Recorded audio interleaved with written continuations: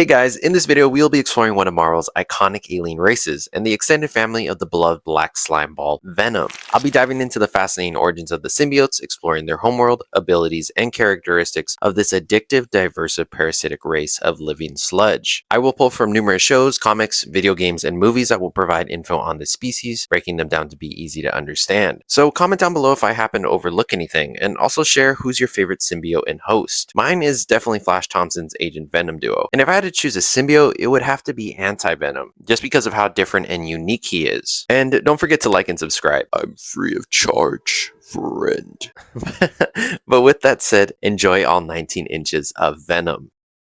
Clintar, the planet of the symbiotes and the birthplace of Venom. This is a very unnatural world, to say the least. This strange planet is located in uncharted space and is not marked on any known maps. There is very little information on this odd floating sphere. The history here is complicated, but the little that we do know is told through the stories of the symbiote species past, tracing far back before the creation of life. We have to go back millions of years to understand how this planet came to be, before we can explore it and its inhabitants.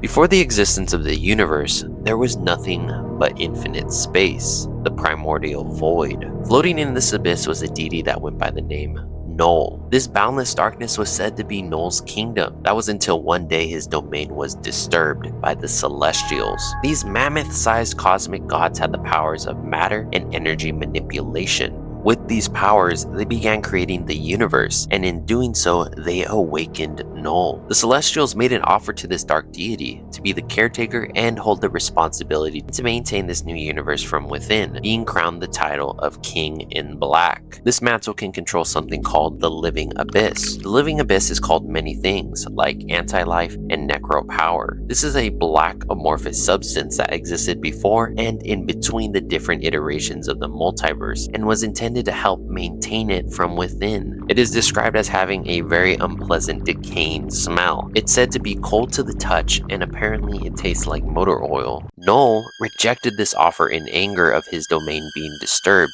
and from his shadow forming a living sword, he then lunged at and decapitated one of these Celestials. He was then cast back into the eternal darkness. From this, he would plan to reclaim what was taken from him. Instead of maintaining life, he sought to end existence instead. Null then began his work. Inside the head of the Celestial, the first symbiote was forged here, being hammered down and shaped into the sword that became of legend throughout the galaxy. It was called many names like Necrosword, All Black, and even Godslayer.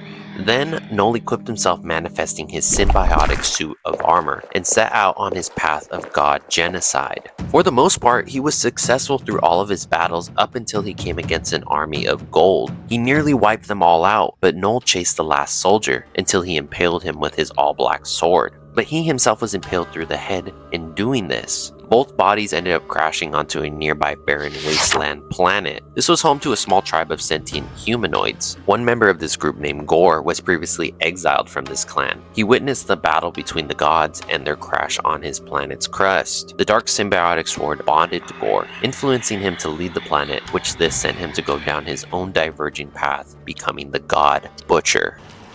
So this is my vow. All gods will die. Null eventually woke up and decided to not go after Gore, but he would keep tabs on this thief throughout the years. He instead would take centuries to heal from his injuries and chose to experiment with his abilities, soon learning he could summon amorphous parasites that he could bond with lesser creatures, in his words. He would call these creatures symbiotes, and he began to use them to corrupt life instead of eradicating it. The home of Gore would become the base of operations for Null's new army. This would be called the Symbiote Throne World, and this is where he earned the title, the God of the Symbiotes. A hive mind was also established as a linked realm that physically and mentally connects symbiotes and their race to one another, and even their god, who is the center of it all. 80 billion light years of hive knowledge across universes would explode your tiny little brain.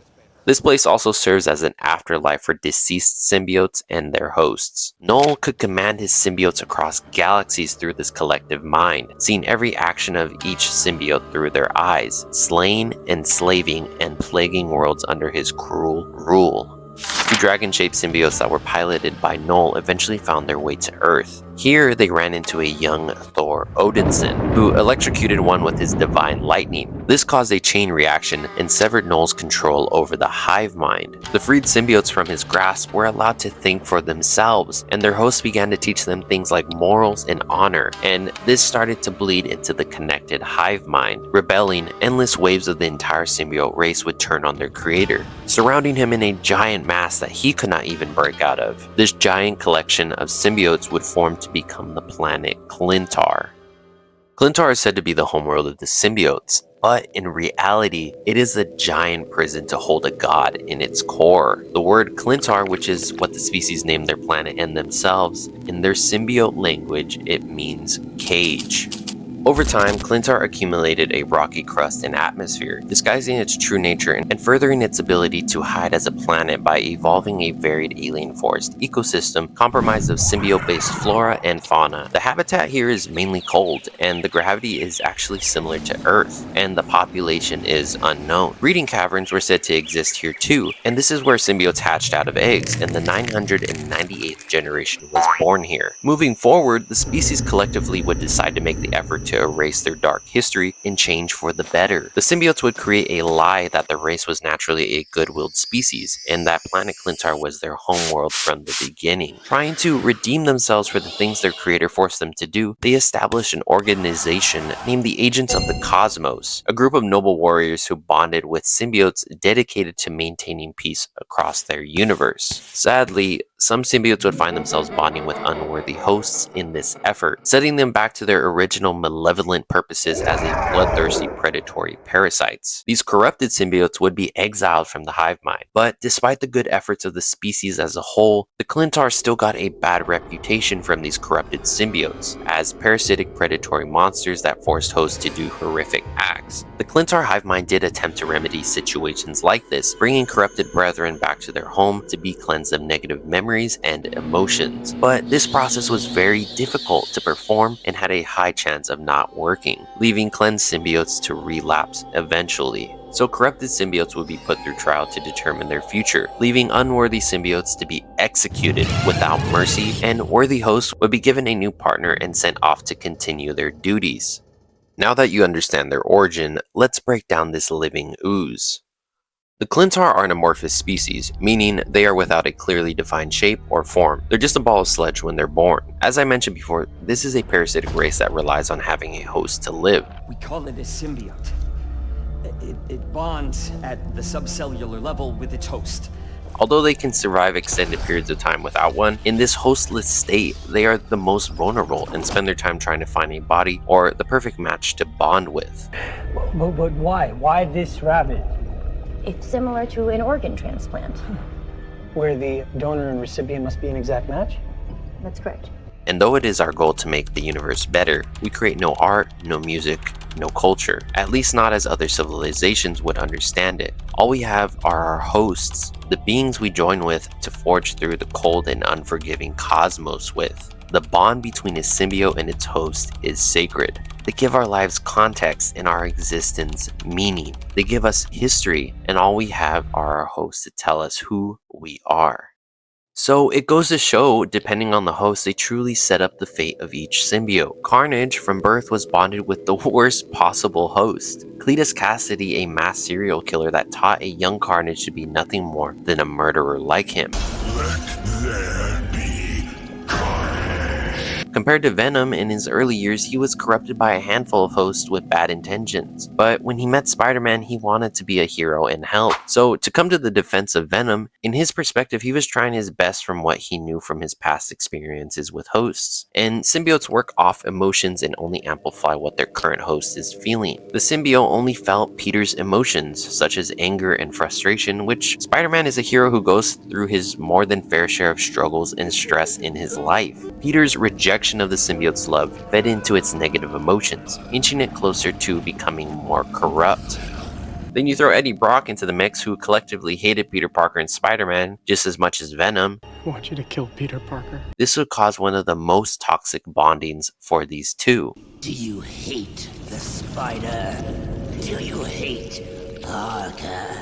You have to ask. But it wasn't until the symbiote was given the opportunity by Flash Thompson, who had the heart of a true hero, and the two of them became Agent Venom together. Flash believed Venom could truly be so much more, so he did everything in his power to heal his friend from the damage of his past. Even people like Captain America and Spider-Man, who were seen as the most noblest of heroes, truly didn't believe in Venom as much as Flash did, ultimately never giving up on the symbiote. But regardless of his past, Venom was redeemed as a trusted hero to his peers and even his species, even gaining the respect of his first love, Spider-Man. Symbiotes are genderless. They can reproduce asexually. A similar animal that can do this are female Komodo dragons. They have both genders' chromosomes, allowing for them to reproduce without a male present. But it is also important to note some Clintar are hatched from eggs, but there's not enough data to discuss this process. It seems to be a common occurrence for corrupted parents and offspring symbiotes to hate one another. Death to you, father. Parents can even sense their nearby children, even though they want nothing to do with them and they prefer to be left alone. But one exception comes every 1,000 generations when a symbiote is born with a high risk of psychotic breakdown and must be guided by older symbiotes, or else they will need to be destroyed. Symbiotes can expand to sizable limits in order to cover most hosts. The parasite enters through the pores of the skin, and it has also been shown they can move through clothing very easily. In the initial hours when the symbiote first invades the body, you can expect symptoms such as excessive sweating, overheating, and uncontrollable lash-outs of hunger, as the body tries to adapt to the symbiote's needs during the bonding process. It was also revealed that the window period between the contact and the full bonding process between a symbiote and its host is 48 hours. This period is reset though every time the host and symbiote are separated, but it's shown to be very difficult to remove this parasite. While bonded with a life form, it is implied that the more successful hosts a symbiote has, the more powerful it becomes. Strong host. And a symbiote that has fully bonded with a host will have more complex symbiosis. All thoughts and memories are shared between both beings. I know everything, Eddie. You do? Everything about you. How? I am inside your head. Some bonds are way harder to separate both living organisms from one another. One example being Carnage, who fused with Cletus Cassidy's blood, making them inseparable. Their diet can vary, but most feed on their host's adrenaline, usually released into the bloodstream during the fight or flight response. We've also been shown they depend on their host for a steady supply of phenethylamine, a central nervous system stimulant in the brain. While this has been known to lead some symbiotes to consume the heads of others, the chemical can also be found in processed chocolate, according to Venom.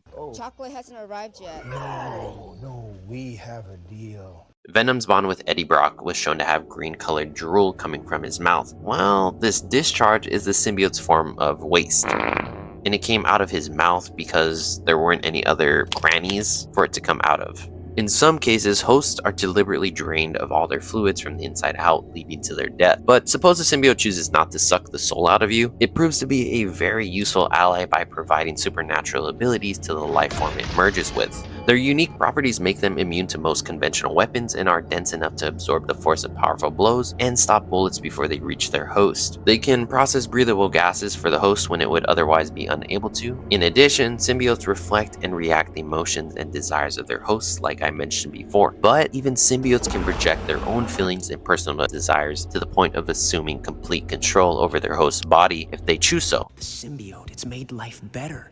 And there's no one else we need. Not MJ, not Gwen, not even Aunt May.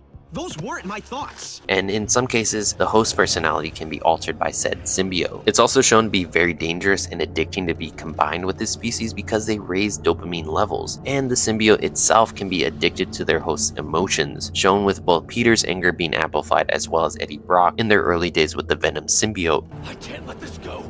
I'm finally everything everyone needs me to be.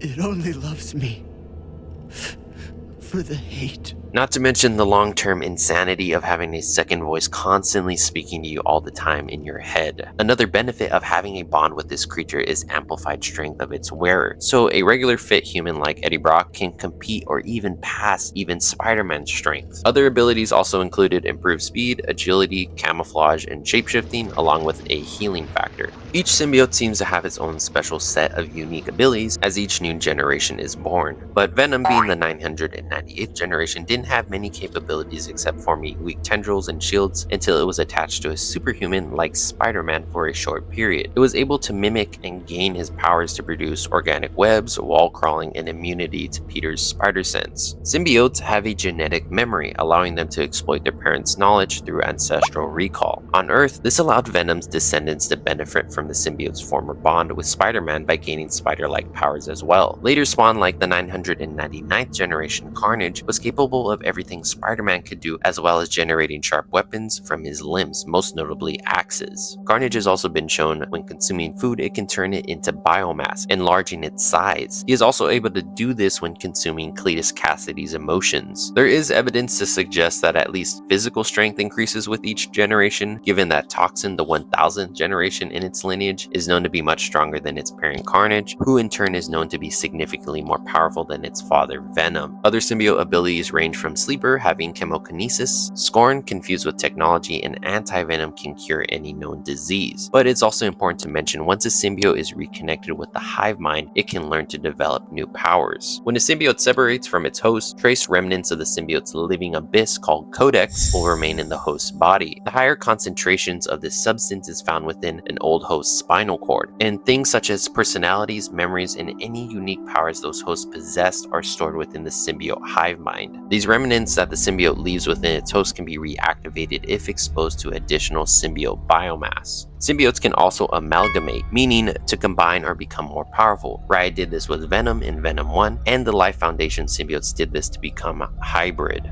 So, being such a resilient and versatile species, how do you kill one of these scary motherfuckers? A majority of symbiotes are weak to intense heat and sonic noises. Fire and sound! Except without the sound!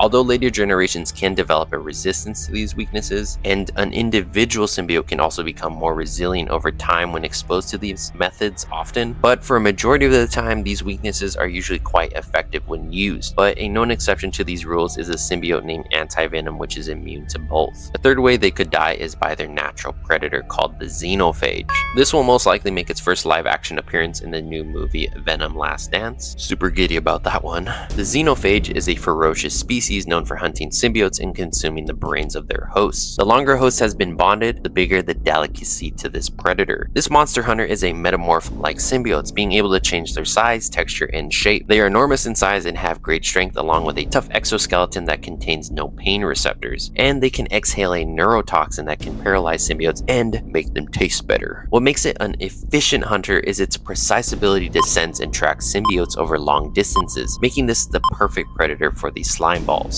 So I decided to make a chart for fun to rank dangerous alien species. The categories go from a class 1 minor danger to class 7 cosmic danger. The Clintar can land themselves in multiple classes, being so diverse with all the variables involved with their species. But overall, whether they bond with a good or bad host, they are a force to be reckoned with due to the power that they provide their partner. Your everyday average Joe can become a problem to take down when merged with a Clintar, even leaving groups of multiple superheroes struggling against this alien. They also come with a wide variety of abilities they can develop, and an army of this living slime can easily take over cities in a matter of hours. At the height of the species' power, they were able to plague multiple worlds and civilizations under the sole control of their creator Null. Not to mention their potential infinite numbers if Null would have continued expanding his army from the living abyss. But if the symbiote species is in the hands of someone good like Eddie Brock when he controlled the hive mind, they were shown to truly be a shining light of good across the cosmos. I would have to put them in a class 6 extreme danger, a serious threat capable of wide-scale destruction, difficult to take down, contain, or kill. You have to consider for a majority of the time there's only a handful of symbiotes in one place. The biggest concentration of the species population is located on their homeworld, and potentially cut off colonies from a long time ago during Null's war. The race even made a big effort to turn over a new leaf to leave behind their malevolent ways. The symbiotes have a very rich history of conflict and destruction wherever they go. They're truly a complex yet sensitive species that are just searching for their purpose in the universe, but their fate relies on the host they bond with. Venom being the best example of this, but they continue to not allow their dark past to prevent them from being better. And not to mention, they are the baddest motherfuckers to come face to face with.